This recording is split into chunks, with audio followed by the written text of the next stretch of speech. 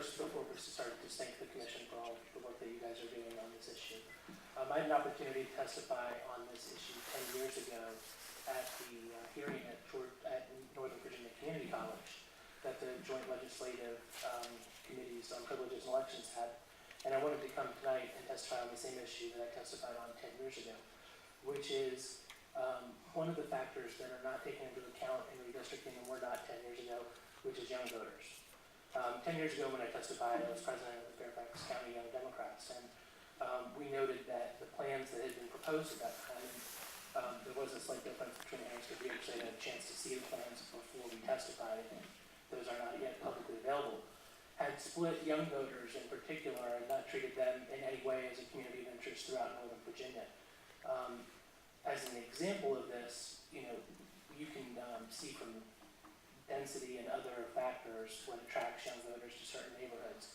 And along the Orange Line corridor in Virginia, there are 5 different members of the House of Delegates who represent Orange Line stations.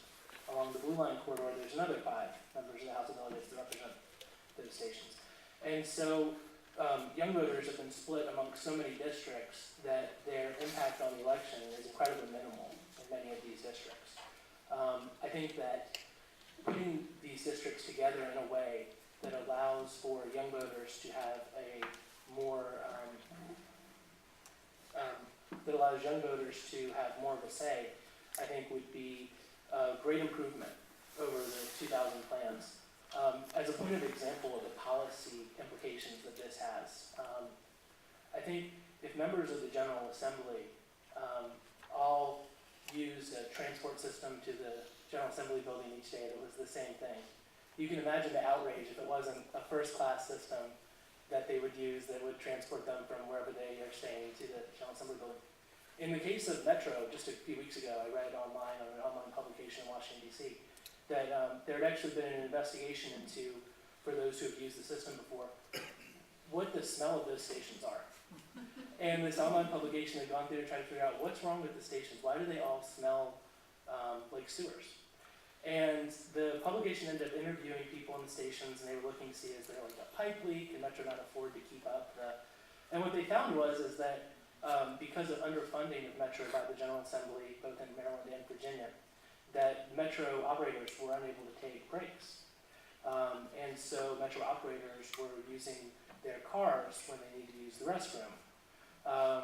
And all the Metro operators anonymously off the record were telling the reporter that they needed to use the restroom within their own car, which explains the smell of the stations. Now, I use that as an example because I think if members of the General Assembly represented a district that was solely along the Metro line whose constituents were using this service every day and not split up amongst various constituency groups, there would probably be a lot more action taken about these kind of health issues within Metro system and other safety issues.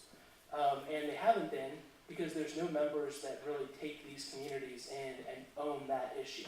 And so I hope the Commission will take a strong look at how to put density populations. The Census Bureau estimates in 2009 that 22% of Virginians live in multi-unit housing, which is apartments or townhouses, and how you can take that density housing and try to create a few districts in Northern Virginia, in particular here in Northern Virginia where the density housing is contiguous, and can create those districts together so that voters in density housing can have some majority representation in legislative districts.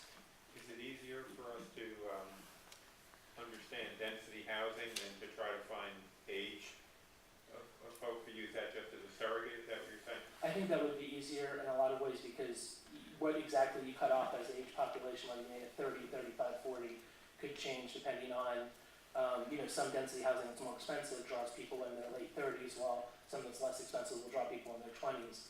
But I think together they're still community of interest. Chairman, I'm intrigued by your argument since I'm in one of those dense buildings near a metro station.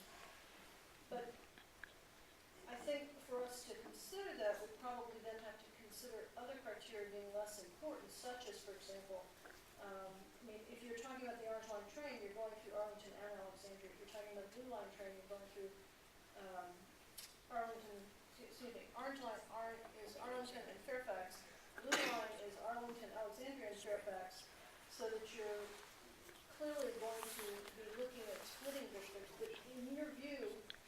in Northern Virginia at least, this is something that we ought to weigh as perhaps a more important value?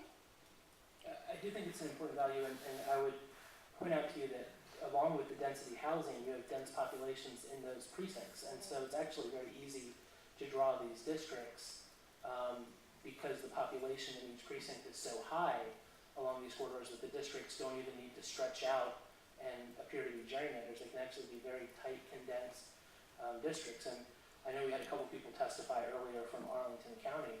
As an example, in Arlington, you drive a mile off of the metro line and you're into million-dollar homes. They don't necessarily, just because they share a county, share a community of interest with the high-rises along the metro stations. You can walk 15 blocks or 10 blocks. In some cases, absolutely. Yes. So I think that if there's a way to be able to make these districts, and there is, I think that it ought to be a high factor in how the districts are divided.